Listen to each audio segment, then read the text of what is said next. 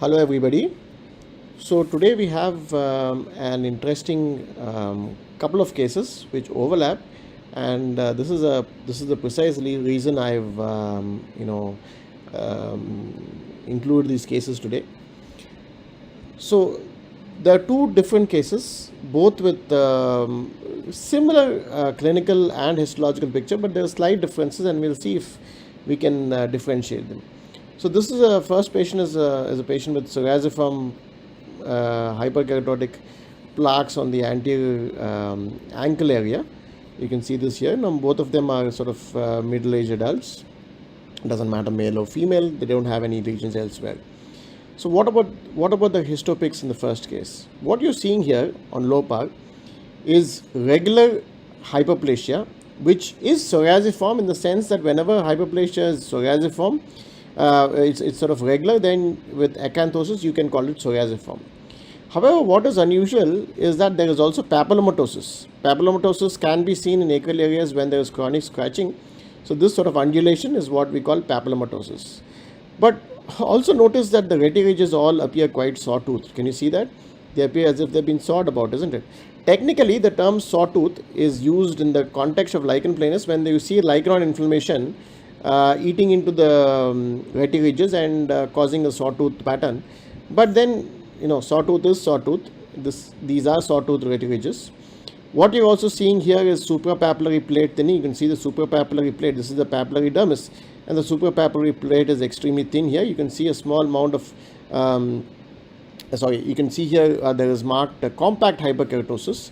You see the compact hyperkeratosis here, compact hyperkeratosis there. So this is all compact hyperkeratosis. Some amount of stratum lucidium is also visible here.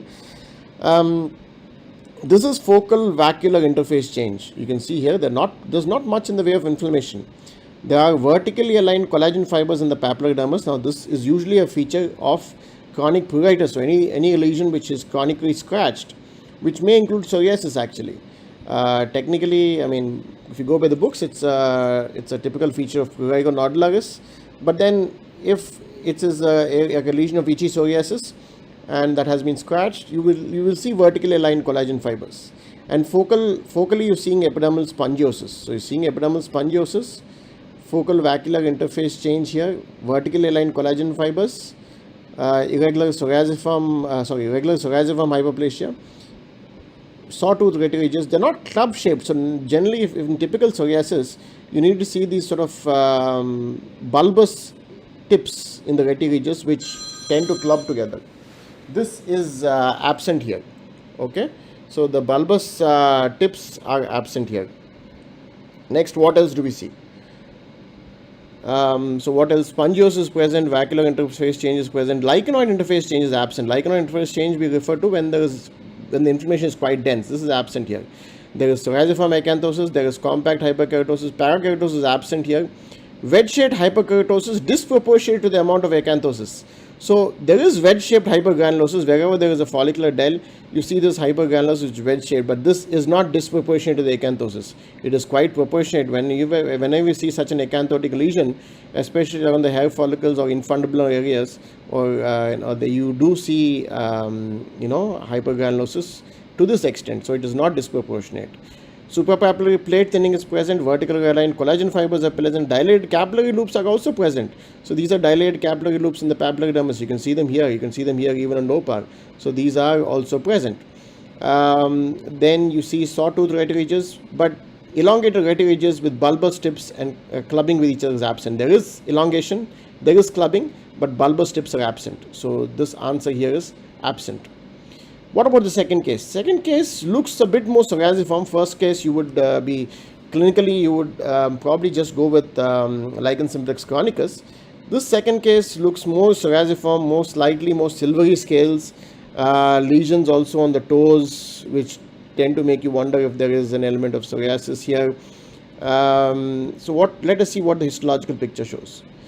Here the histological picture is slightly different. You don't see the sort of sawtoothing of retiridges, though here it is slightly eaten out, but it is not, and here you can see the sawtoothing here focally. So since I've said even focal presence counts, sawtoothing of retiridges is technically present, okay, in this case. but only very focally. In the previous case, it was quite marked, all the red edges of sawtooth. There is parakeratosis. You can see the parakeratin here. Compact hyperkeratosis and parakeratosis both are present here. There is also papillomatosis as in the previous case. Hypergranulosis, but it is proportionate to the amount of acanthosis that is present. Okay. So, and again, vertically aligned collagen fibers. Can you see them? There are vertically aligned collagen fibers for sure, and there is focal vacuolar interface change. Now, this is focal vacuolar interface change. The best way to view these pictures is actually to zoom into them when you are on a PC, or if you can download them when you're mobile, or if you can download them onto your computer and then you can zoom into them. You can appreciate the character better. There is bulbous elongation of the tips of the retiridges which are clubbing together. Okay, so in this case, there is the features are different in this case, slightly different from previous one, are the parakeratosis. Vacuolar interface change focally is present, but there is bulbous elongation of retiridges. Dilated capillaries are present focally. There are dilated capillaries in the papillary dermis, those are present. Focal vacuolar interface change, but no lichenoid interface change. Psoriasiform acanthosis is present. So pretty much similar. The only difference, suprapapillary plate thinning is also present. If you count this, suprapapillary plate thinning is also present. Okay, so you can see you can appreciate that here. There's hardly any suprapapillary plate. So pretty much similar, but similar histological features apart from the presence of parakeratosis. Much more bulbous retiridges in this case. Both cases have vertical aligned collagen fibers. So now, what is the diagnosis? Well, I don't think it is important here to make a definite diagnosis, especially in borderline cases. Now, in cases where you have typical plantar lesions on the soles, or you have palmar lesions on the palms of the hand, then you won't even take a biopsy. Okay, so there you know that these are cases of psoriasis. But then these dorsal lesions are the tricky ones, and that's where most cases you take a biopsy. And in these particular cases, when I ask, is it important in these cases to take a biopsy to differentiate psoriasis from hyperkeratotic acral eczema, the answer is false, because most of these cases are very different to differentiate, both histologically and clinically, and the treatment course is largely the same, whatever you call it. You either give them steroids to start with, topical salicylic acid and steroids, then you may try acitretin, you may try methotrexate, and you go down the same line of treatment irrespective of what the biopsy shows. But yes, presence of typical features of psoriasis in the absence of confounding histological features would definitely help confirm the diagnosis of psoriasis, but then you hardly see it. I've never seen this. Psoriasis in acral areas shares similar histological features to eczema and can be difficult to differentiate. This is definitely true. It is important for the histopathologist to give an accurate diagnosis because treatment prognosis vastly differ is false. And I'm referring to these particular sort of cases, acral psoriasiform dermatoses, which are difficult to diagnose. I'm not talking about the typical acral psoriasis, you won't biopsy that. In these cases, it does not matter because the treatment prognosis do not differ. Case 1, based on the histological features, the diagnosis of psoriasis is not favored.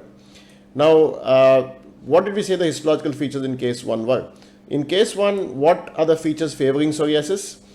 The only feature favoring psoriasis is the acanthosis, regular acanthosis, and suprapapillary plate thinning, and dilated capillary loops.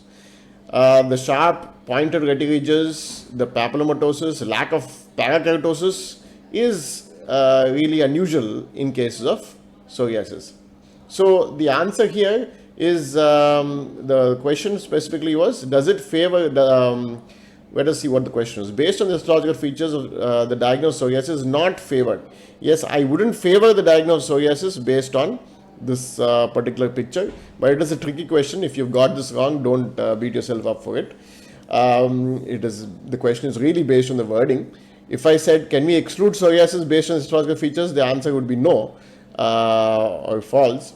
But based on histological features, the diagnosis of is not favored is basically true in this case. Case 2 has classical histological features of psoriasis. Now, does case 2 have classical histological features of psoriasis?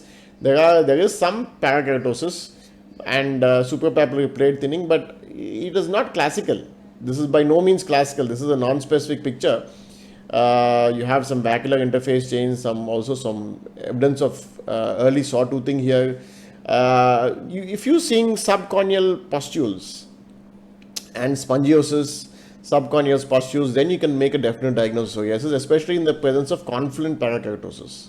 In the presence of only infundibular parakeratosis, infundibular plugs rather, it is difficult to make a definite diagnosis. Okay, so case 2 has classical features of psoriasis is actually also is basically false. Okay. Case 1 having histological features not in favor of psoriasis is true. It is not. It doesn't favor psoriasis at all. So I hope you enjoyed this quiz. I specifically, put up this quiz because it is a difficult. These are difficult cases and often are biopsied, but it is to just educate you that the biopsy does not often give us the right answer.